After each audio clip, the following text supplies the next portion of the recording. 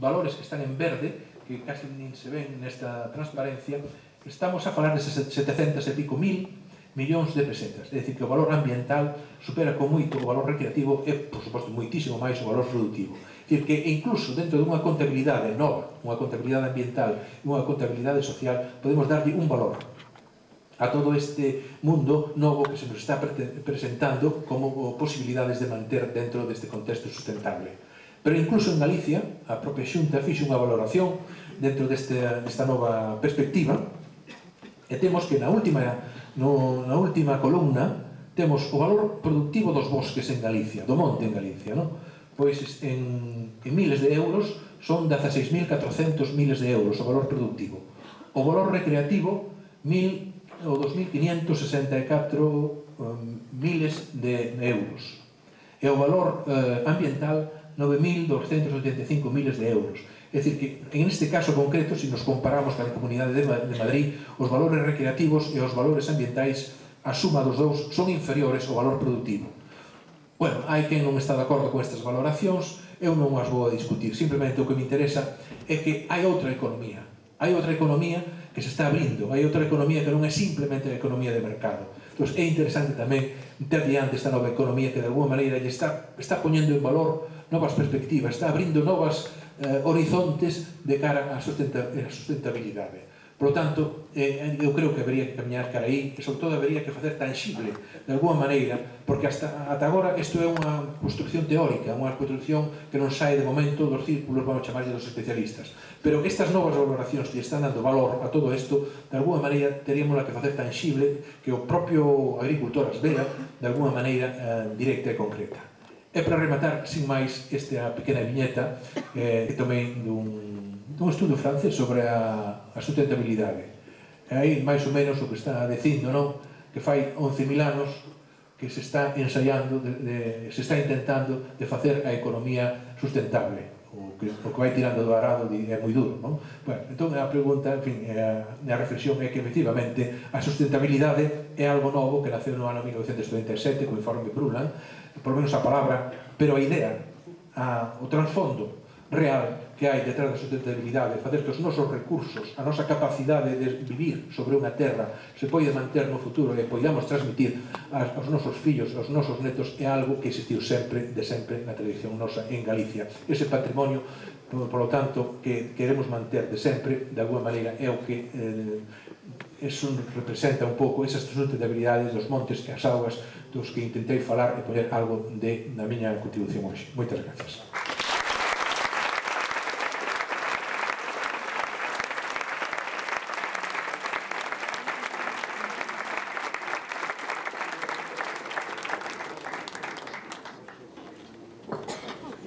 Temos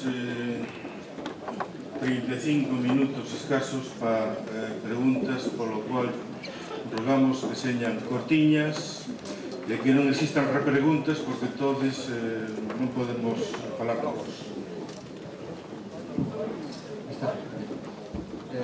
Quería facer tratar o tema do eucalipto. Pretendo facer así unha exposición do que creo que é o eucalipto e as súas plantacións e que matizar as que as convento, pero penso que o eucalipto, sacando do contexto demonizado, que se aprender, é normal, é un árbore máis, é unha especie, pode ser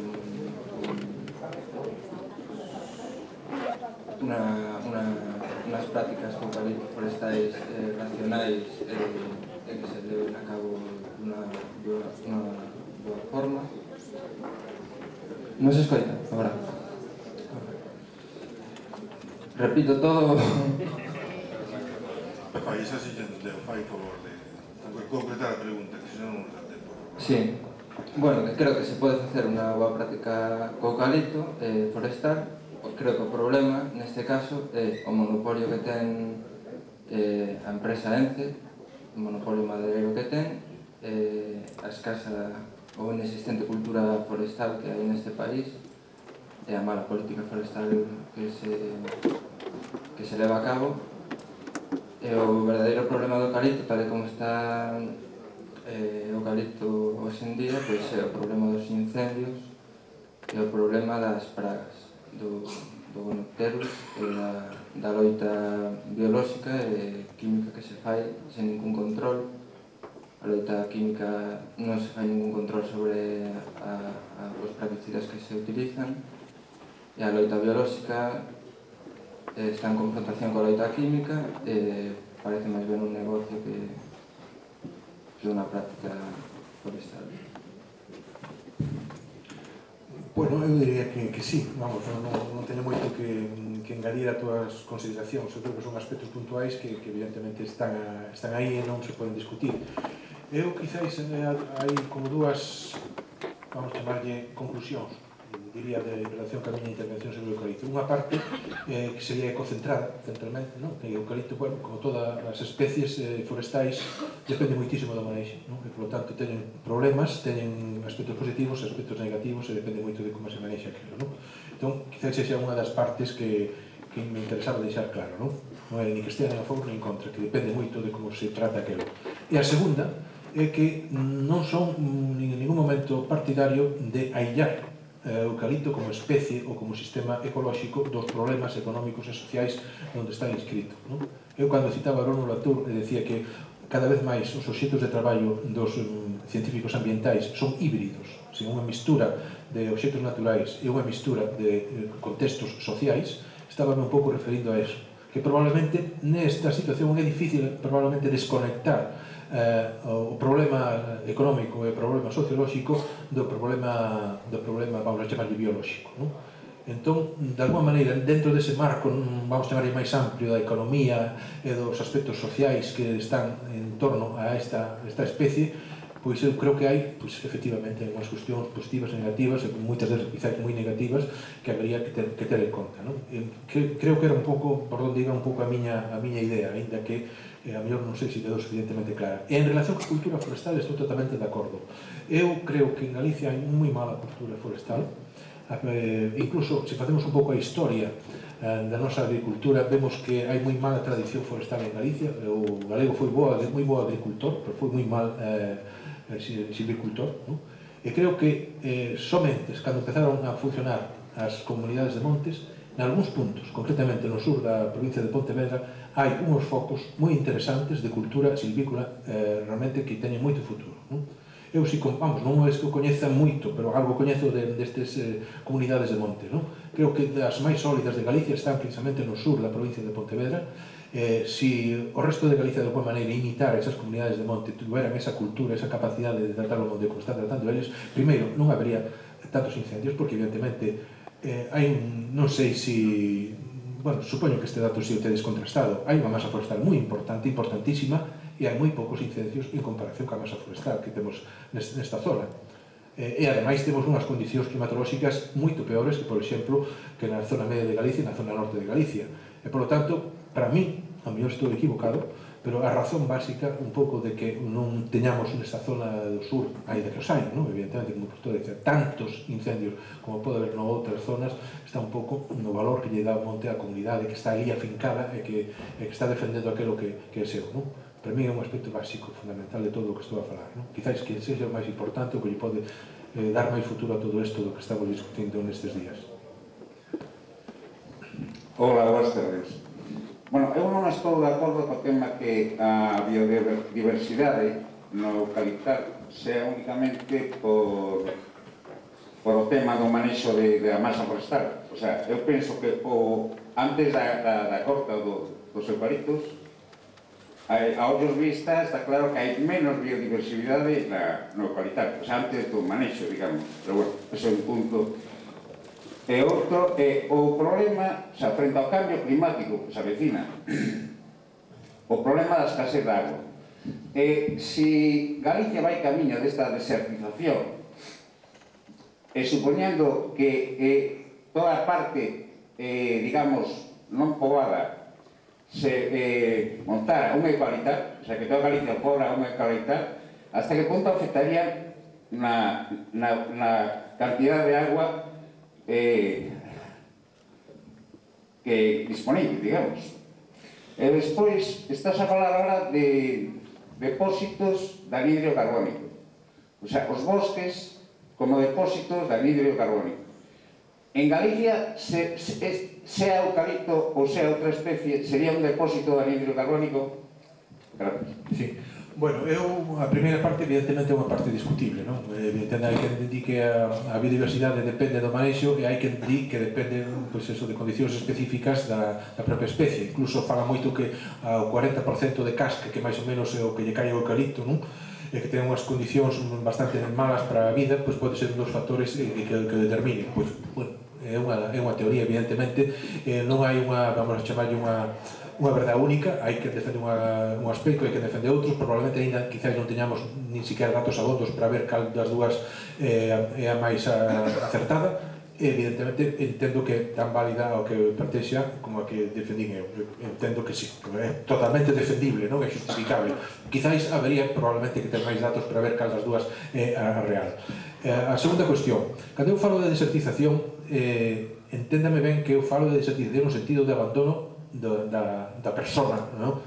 Cando falo de desertización desde o punto de vista, vamos a chamarlle climático, nunca se me ocurre falar de desertización en Galicia, non? Porque para falar de desertización temos que ir a Almería, temos que ir a outros sitios onde efectivamente ali hai auténticos desertos e un avance do deserto que é o que define a desertización.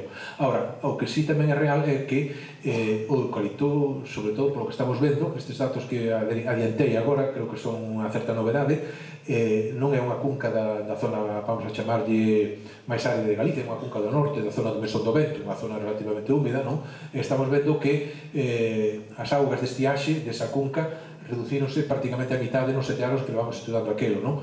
Entón, probablemente unha reducción nos estiaxes do 50% da auga disponible, estamos incidindo nos recursos garantidos, porque os recursos garantidos, cos que se fan as contas da satisfacción da auga, fanse precisamente cos estiaxes. E, por tanto, que eu creo que non se dará, pero bueno, nun suposto de que houbera unha expansión brutal de todas as cuncas de Galicia cheas de eucaliptais, evidentemente habería un descenso importante das aguas de estiaxe, por lo tanto, dos recursos garantidos, evidente, non? E a terceira parte, os sumideiros de carbono. Os sumideiros de carbono, basicamente, funcionan sobre todo polo crecimento. A velocidade de crecimento que ten a árbore, canto máis medre nun ano, máis capacidade ten de absorción de carbono. Hai outros factores, pero bueno, o factor prioritario é ese. E, por lo tanto, o eucalipto nese sentido, que medra moito máis que calquera outra especie, evidentemente é un sumideiro importante de carbono. Simplemente pola capacidade que ten de medra, pola velocidade e intensidade de desenvolvemento anual de biomasa. Evidentemente, si é así a cousa, non? Hola, boas tardes. Bueno, tuve a ocasión de participar co equipo da Universidade de Vigo que desenvolveu o estudio estratégico, o plan estratégico do sector da madeira e do moble en Galicia, que se rematou hai uns meses, e en concreto isto máis vencellaba a parte do mobiliario por razóns que non veña a conta. Entón, eu veño observando desde hai moitos anos que España é importadora neta de madeiras para aplicación en mobiliario. En concreto, falla, por exemplo, cerdeira e nogal, utilizadas maiormente no que se chama rechapados, non? As chapas, non? Entón, a pregunta que me teñan feito moitas veces é por que se está planificando unha plantación arbórea en Galicia que xira en torno ao eucalipto, que ten unha ventaxa que vostede citou, que é unha especie que medra moi rápido e que ademais ten unhas cortas pois relativamente de pouco tempo, espaciadas no tempo. Por que non se plantexa, se fai un plan a longo plazo e non se incluyen especies que, como a falla, por exemplo, é deficitaria, a cerdeira ou o nogal, e noutra orde de cousas o propio castaño, que sigue sendo o castiñeiro outra especie moi utilizada na madeira, pero que ademais ten o valor engadido de producir un elemento como é a castaña. Entón, eu creo que deberíamos poñer sobre a mesa a cuestión desde a perspectiva do desenvolvemento sostible, que certamente o monocultivo do eucalipto está obedecendo a unha planificación estratégica dun sector con unhas capacidades de influir políticamente importantes, como é o sector da pasta de papel, e que está condicionando a reforestación de Galicia, como na época de Franco se reforestou con Pinastre. E a cuestión sería, por que non planificar, inda que tarden 60 anos, tamén é certo que os castiñeiros que están por aí levan 300 ou 400 anos. E o mellor, aí hai que aplicar unha política e obrigar as comunidades de montes, por decreto lei, a que unha porcentaxe determinada sexa de especies que ademais teñen unha reversibilidade económica. Non sei que opina disto.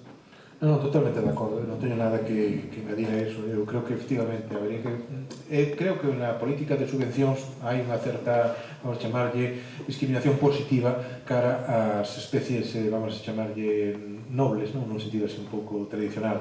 Pasa que me parece que é moi pouco efectiva porque a realidade estamos la vendo, non? O sea, se as subvencións non incentivan realmente que se plante máis deste tipo é que por alguna razón non funciona. O sea, de feito están, non? E cando algunhas me falan desto, pois non, pois se pagamos máis por árbol plantado de tal especie frente aos outros, evidentemente, parece que sí, que é así a cousa.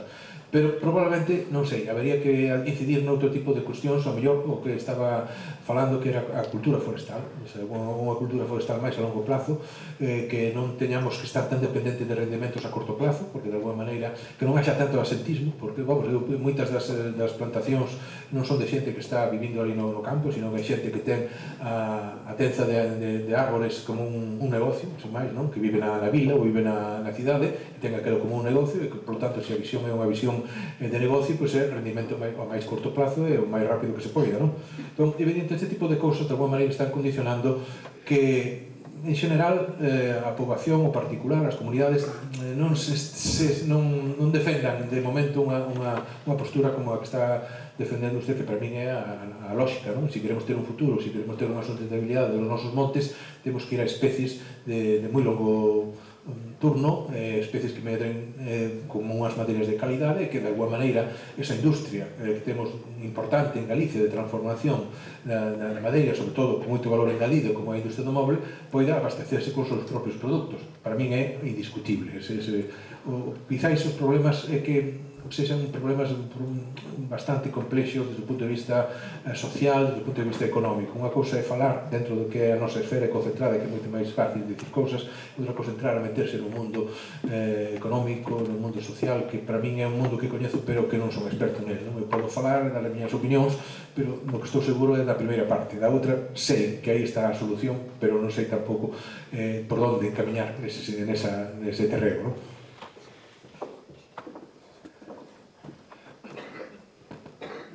Boas tardes. A pregunta que lle quería facer eu é un pouco complementaria da que acaba de facer o último compañeiro. Eu me pregunto se vostede, como experto nestes temas, ten algunha explicación, unha teoría mínimamente comprobada, que poida explicar o feito de que no núcleo duro de Europa non existan plantacións de eucaliptais, e que en Galicia, en Portugal, existan tantas. Gracias.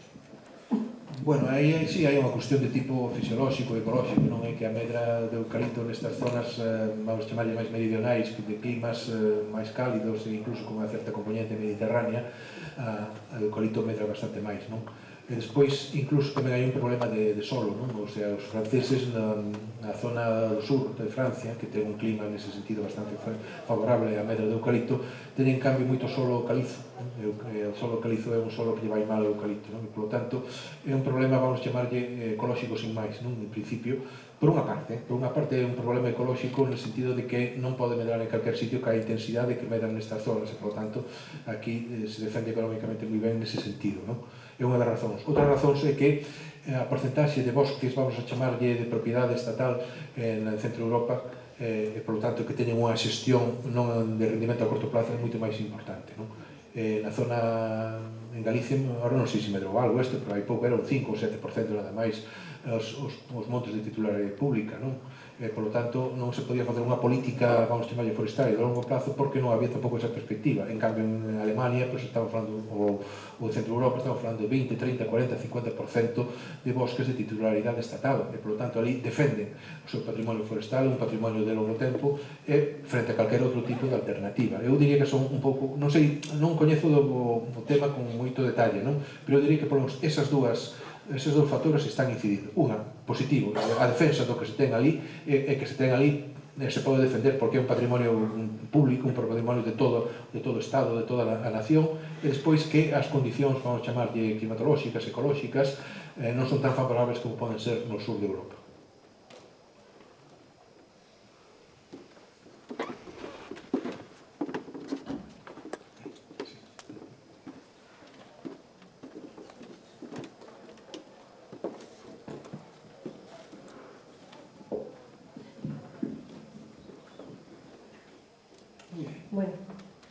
vou a facerlle, a ver se podo facer unhas preguntiñas concretas, pero eu, antes de nada, quería decir que eu, que paseo polos montes, o eucalital, xa lo dixen outro día, os compañeros xa tendrán que oírlo outra vez, os montes galegos non teñen, se teñen eucalitales, nin grilos debaixo, nin cobras, nin setas, nada do que pode ser a riqueza, esa folla que cae do eucalipto chea de etanol, eu penso que é a que acidifica, pero bueno, este é o técnico, e non hai ningún solo niño de paxariño neses árboles. Entón, está claro que se se plantan perto dos ríos, eu vin unha vez querer chorar ao profesor Bermejo, catedrático de Química Analítica, supongo que usted lo recordará, de Santiago, diciéndome, lloré al ver como habían plantado al lado de no sé qué río eucaliptos. Dentro de nada non tendremos río.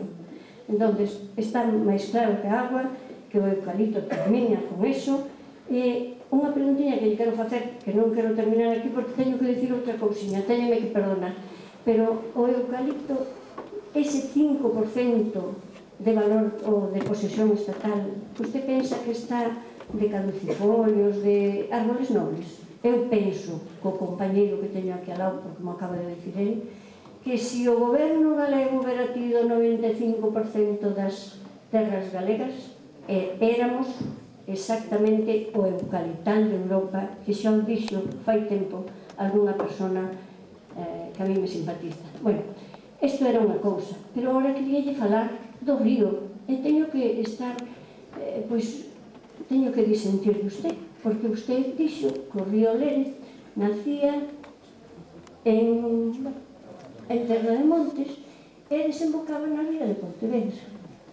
Pois eu penso que usted está un pouco equivocado, porque o río Lérez está secuestrado, embora en encoro recollido todo el para a celulosa. Usted tamén recordou que efectivamente a lei de aguas e moito máis as leis europeas obrigan a quedarse o agua para os veciños, para os usos de veciños. Bueno, pois nós este verán teremos obligatoriamente que pechar a fábrica de celulosa, porque Pontevedra non ten agua. Eu estuve outro día no Pontillón do Castro, que é a reserva de agua para Pontevedra, e en Pontevedra non hai agua. Bueno, é unha cousa que é para aportar as fábricas, as empresas, pagan todas un tanto por cento fijo, todas, grandes, pequenas, medianas, para recoller a agua. Despois, os primeiros 45 metros cúbicos pagan a 23 céntimos de euro. E pasado eso, o metro cúbico sube a 38 centavos de euro. Bueno, isto non vou facer máis contas, con iso solo, e co que vou decir cada un que faga as súas propias contas, porque usted en Santiago, eu en Pontevedra, esta xente, donde sea, pagamos nuestro recibo de agua todos os meses, cada bimestre, vamos, e pagamos o reciclaxe desa agua. Pois esta empresa de celulosa que temos aí, en base a cual temos todos os montes como os temos, e temos os incendios como os temos, porque se lle permitía comprar a madeira quemada, que isto é outra cosa que tamén hai que decir, que senón ao mellor non se incendiaba tan rapidamente, pois esta fábrica recolle 4 veces o que necesita a cidade de Pontevedra, 4 veces diariamente recolle de arriba, sin pagar un solo centavo, nin de euro, nin de peseta. E a devolve completamente contaminada por mercurio e por todos os metales pesados que se le ocurren, no centro da ría de Pontevedra, próxima ás primeiras bateas. Tampouco paga aí o canon de vertido, que xa sabe usted que é unha fórmula que se lle aplica ás industrias.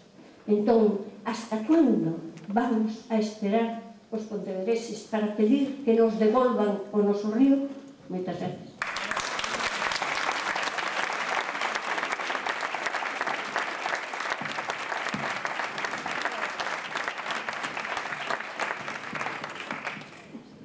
Bueno, eu realmente evidentemente descoñece esos datos que di usted, se son así, evidentemente non pode ser, evidentemente o consumo da auga e o calor do vertido hai que pagalo, sexa quen sexa. Eu non sei se se fai ou non se fai, porque non teño esa información e, por lo tanto, tampouco me podo pronunciar. Se non se fai, mal feito, evidentemente, non?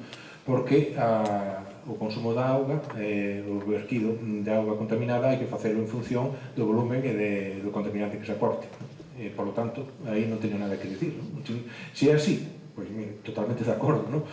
Despois, tamén, pois, os con a captación, efectivamente, que ten máis arriba, pois é unha captación que, bueno, consume unha parte importante de caudal do río Lede, que supoño que no estiaxe é onde ten máis problemas, non?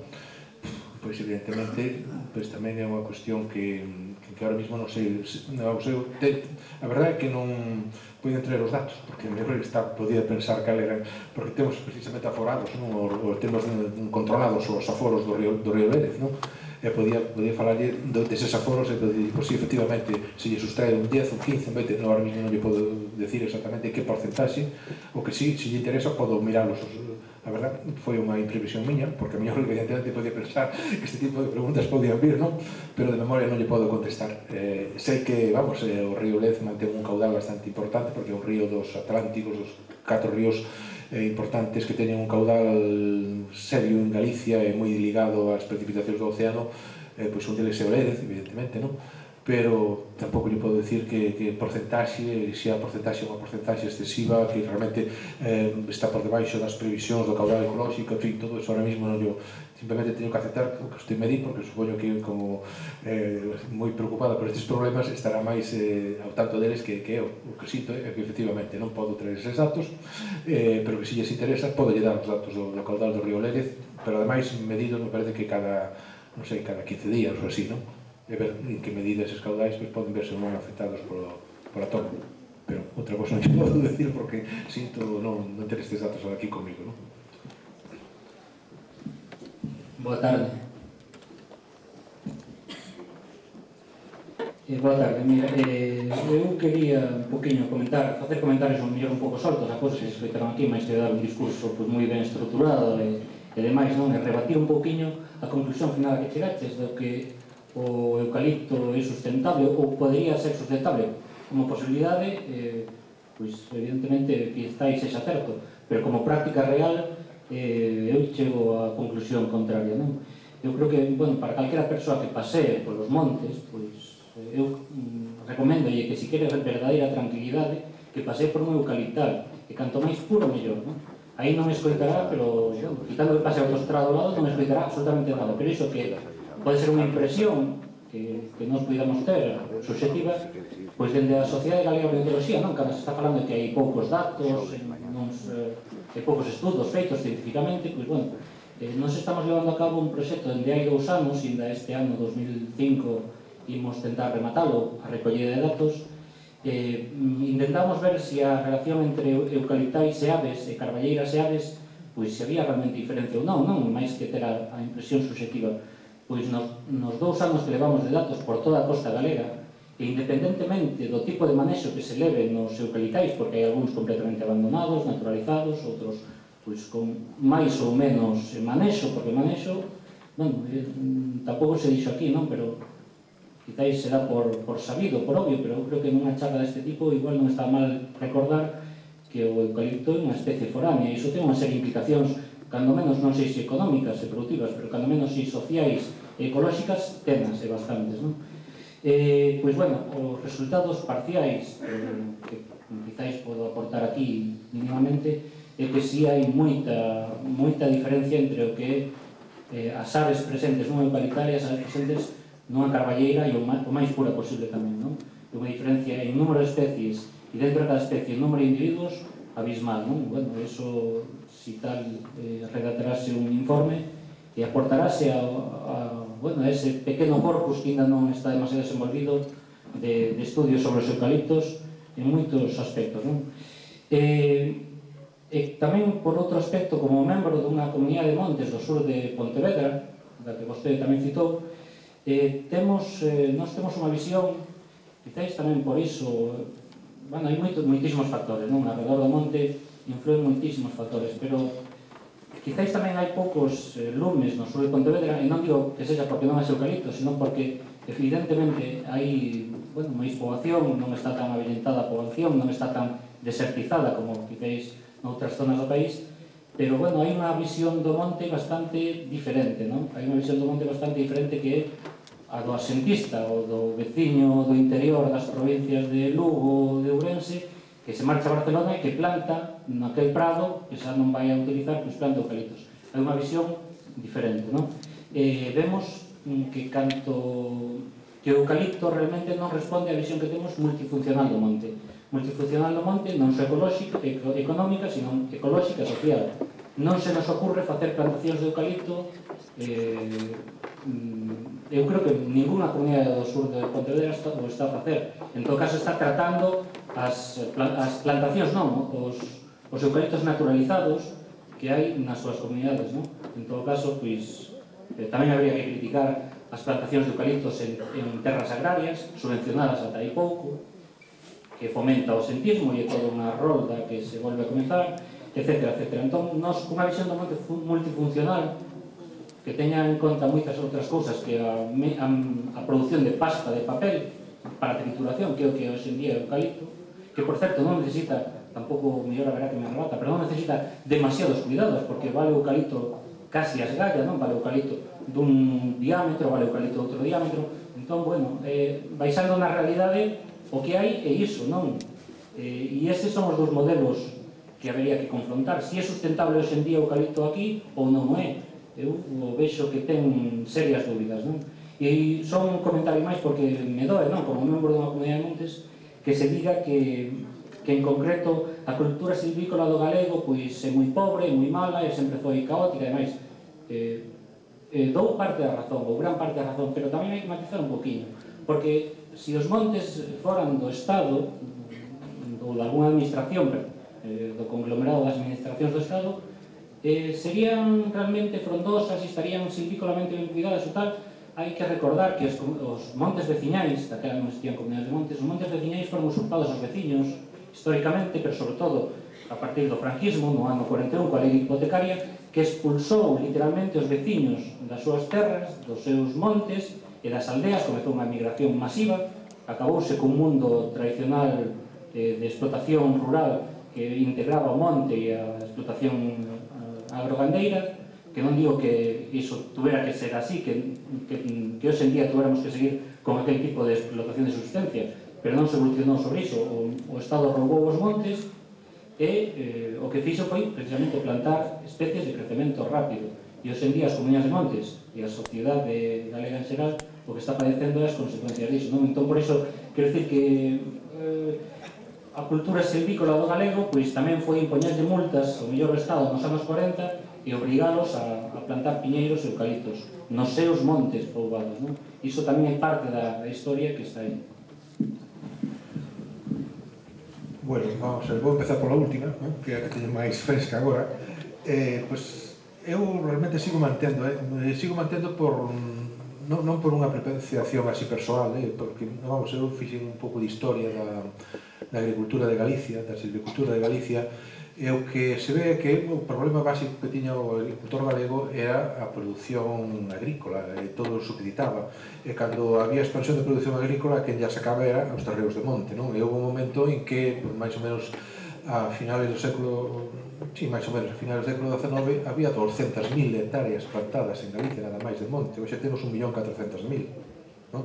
Quer decir isto que se había unhas 200.000, 250.000 hectáreas plantadas é que se foi degradando o monte simplemente por unha necesidade vital. O que necesitaba era, basicamente, era producir patacas, producir millo, entón había que facelo como fora, non? Entón, de alguma maneira se foi perdendo esa, vamos chamarlle, cultura forestal que tiña. Empezou a recuperar algo precisamente cando se empezou a facer repoboacións a partir da Deputación de Pontevedra con de la Sota, a principios do século XIX. No século XIX o piñeiro empezou a espallarse por Galicia en 1924, por aí máis ou menos. Hai que decir que o vamos chamarlo, o silvicultor particular plantou tantos como estou falando antes da guerra, estou falando do período, vamos chamarlo, de 1924 hasta a guerra, non?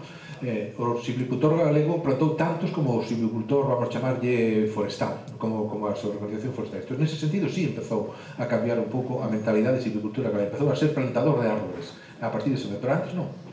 Que pasaría se en vez de ter unha administración forestal con un 5% de montes tuviéramos bastante máis? Como sabes ben, é un problema que naceu ca desamortización, non? Eu diría que nos enxeñeiros de montes, nas escolas de enxeñeiros de montes, hai como dúas etapas. Cando naceu a Escola de Enxeñeiros de Montes no ano 1800, bueno, naceu antes, pero empezou a funcionar en serio a mitad do século XIX, foron os que realmente introduciron o que se chamaba o naturalismo forestal. A visión do monte como unha unidade interrelacionada que de hoxe estamos falando tanto. Se lees os textos forestais que estaban educados en Alemania, esa era a realidade. Os profesores iban a aprender Alemania, os profesores das primeiras generacións de forestais iban a aprender Alemania, e, polo tanto, había o que chamamos o naturalismo forestal, eran auténticos defensores do monte como unha integridade, defendían as especies de medra lenta. E cando se empezou a introducir o eucalipto, que non empezou por aquí, que empezou polo sur, por Larios, as primeiras plantacións de eucalipto en España as fixo Larios, despois empezaron a vir cara ao norte. Entonces, eles criticaban esas maderijas, se chamaban, eses árboles que tenían esas maderijas, e defendían os árboles bellos, os árboles tradicionais. Claro está que esta cultura, vamos chamarlle tradicional, e se hubiera deixado nas mans destes, porque prácticamente o que se dedicaron estas primeiras generacións foi a regeneración dos montes, a loita por regenerar os montes, por reservar os montes da desamortización, por salvalos da desamortización, unha boa parte dos montes. Pero claro, a principios tamén do século XX empezou xa a cambiar un pouco o que é a educación forestal en España. Empezou, digamos, outro tipo de silvicultura, o que se chamaba silvicultura mediterránea, que primaba os usos secundarios do monte e a productividade. Entón, aí é cando vemos que hai un cambio. Entón, volvendo, e non me quero desviar da cuestión, se hubiéramos deixado nas mans das primeiras generacións de forestais, por lo tanto, que eran as mans, vamos chamar repobadoras do Estado nese momento, pois probablemente teríamos moitas especies forestais tradicionais agora en Galicia e probablemente en toda España. Non se puido facer nese momento porque estaban absolutamente dedicados a problemas administrativos de loita contra a desamortización. E cando puderon facelo, pois xa había outra mentalidade na escola, xa había con outra formación, xa primaba a productividade, etc. E xa as cousas foron distintas. Entón, eso sería un pouco contestando a primeira parte, non? E que podíamos matizar moito máis. A outra cuestión, xa me perdín, claro, non sei. A outra pregunta... Non, comentábache varias cousas. Bueno, sí, no, perdón. Efectivamente, cando falas de que os paxaros aniñan menos e hai menos paxaros, eso é certo. Vamos, eu simplemente puxe, non poiden aportar todos os datos. Cando falei da biodiversidade, aportei os datos que tiñan neste momento reproducidos cuantitativamente. Os datos que tiñan eran os datos que falaban da vegetación. Os datos que falan da vegetación é que a biodiversidade baixo o eucalipto é máis probe que baixo outras especies. Estes datos que estás ti aportando en relación cos paxaros, o único que veñen a confirmar, dando un salto, vamos a chamarlle na evolución, que tamén na fauna tamén está ocorrindo o mesmo que está ocorrindo na vegetación. Se é a propia especie, se é o manexo, pois tamén é un tema, como mesmo que nos plantexaba, é un tema debatible, é un tema que a mellor dentro de uns anos podemos chegar a... Probablemente mellor na fauna, a propia estrutura do eucaliptal, con que deixa pasar moito a auga, que deixa pasar moita radiación solar, que probablemente non teña tantos xilófagos como teñen outros árboles, e, por lo tanto, a alimentación das paxaros é máis difícil. Mas probablemente a mellor aquí, a mellor sí que a mellor a especie poidera ter algún papel propio e non dependente do manexo. Por lo tanto, eso sería un pouco as miñas dúas contestacións a estas dúas preguntas. Temos que finalizar, vamos todos ao cine. Agradecemos ao profesor Paco Díaz Fierros a interesante intervención.